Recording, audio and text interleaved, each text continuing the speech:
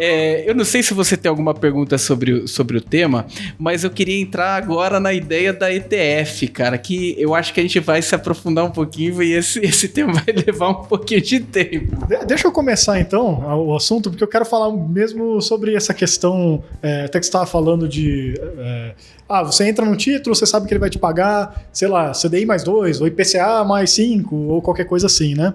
E uma coisa que eu acho que fica um pouco abstrata, vou colocar assim, né, pro investidor, é que quando ele compra um título, sim, ele sabe, eu comprei aqui um título que vai me pagar IPCA mais 5, então ele vai receber IPCA mais 5 redondinho, que é um título só, né, com prazo, né, com vencimento, tudo já negociado no momento da compra. Mas num fundo, seja um fundo comum, né, tradicional e tal, ou seja no modelo de ETF, ele não está comprando um título, ele está comprando uma carteira. E ele não vai, esse fundo em geral não tem um prazo de vencimento, com algumas exceções, né? Mas na maioria dos casos ele vai tender à perpetuidade, né? Entra aquele dinheiro, ele compra mais um título, e entra aquele dinheiro, ele compra mais um título, aí tem marcação a mercado, tem negociações, às vezes o gestor faz operações também na curva.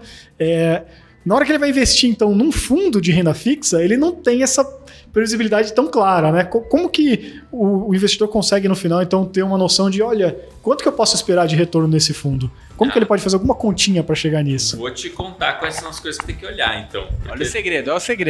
Isso aí, tem que saber isso mesmo. Mas as perguntas são essas mesmo. Olha aí, Nath, já prepara a thumb aqui pro YouTube. Segredo para se olhar na renda fixa. A caixa preta da Esparta foi a... Então, é aquela coisa, eu falei, quando você entra no fundo, você tá lá comprando assim, se for um fundo aberto, né, que a gente investe normalmente na plataforma, aplica resgate, não sei o que, você vai investir R$50 mil, né? Beleza, né? Mas você tá... eu tenho uma quantidade de cotas, um preço... beleza, mas assim, você não tá vendo tão na cara assim qual que é a expectativa de retorno. Então, você tem que procurar. Então, assim, é uma das coisas importantes. As pessoas... É engraçado, vou fazer uma digressão aqui. Tinha uma pessoa que me falou assim, cara, você sabe por que as pessoas perguntam qual que é a taxa de administração do fundo?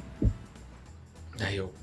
Para saber quanto ela está pagando? Não, porque elas já ouviram falar que fundo tem taxa de administração e elas querem mostrar que elas sabem alguma coisa do assunto. Eu falei, pô, mas taxa de administração, assim, se você estiver falando de um fundo com baixo valor agregado, né, então, sei lá, os fundos de banco... Mais passivos, né? Então é tudo meio igual, vocês têm umas carteiras muito parecidas e daí de fato vai fazer a diferença ter uma taxa maior ou menor, porque assim, a carteira é uma só e aí se estiver pagando mais, você vai ganhar menos, é fácil. Agora, para um gestor independente, ninguém pergunta para o gestor do multimercado lá quanto que ele está cobrando de taxa. Porque, cara, o que importa é quanto ele está rendendo, né? É quanto que é o retorno líquido para o investidor. Claro que é bom ter uma ideia de se ele está pagando o valor adequado ou não, mas via de regra, o gestor independente está sempre mais ou menos no preço certo. Então não tem muito que investir. Senão não capta recurso e não entrega valor, né? Senão não entrega. Senão eu não investiria meu dinheiro nesse fundo. Então é simples assim. Então... E o que o cara deveria perguntar no fundo de renda fixa? Não, mas qual que é a expectativa de retorno? Então pode ser ou numa forma de meta ou numa forma de... E qual que é a taxa média da carteira hoje? Já vai te dar uma boa noção do que é. Então, assim como num CDB você está investindo uma taxa, num fundo você pode perguntar qual que é a taxa média da carteira. E aí num CDB você também tem um prazo de investimento. 3 anos. 3 anos vai pingar o dinheiro de volta da minha conta. Beleza.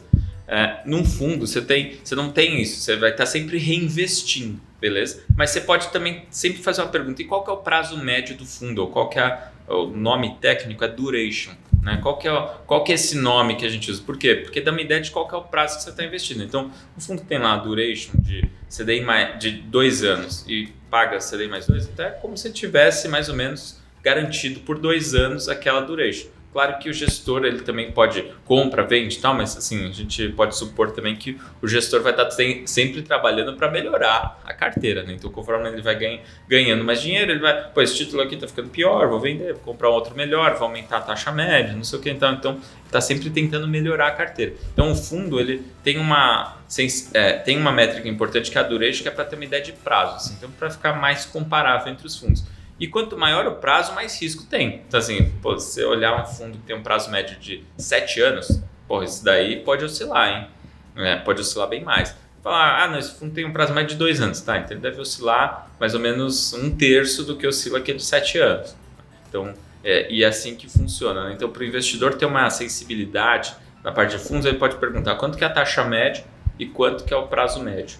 da carteira. E isso normalmente é dado em cartas mensais, trimestrais, ou é algo que tem que acessar direto a gestora? Como que é feito? Tudo que é lâmina tem, assim, tudo que é material de fundo, assim, fundo de renda fixa que não tiver essa métrica é estranho.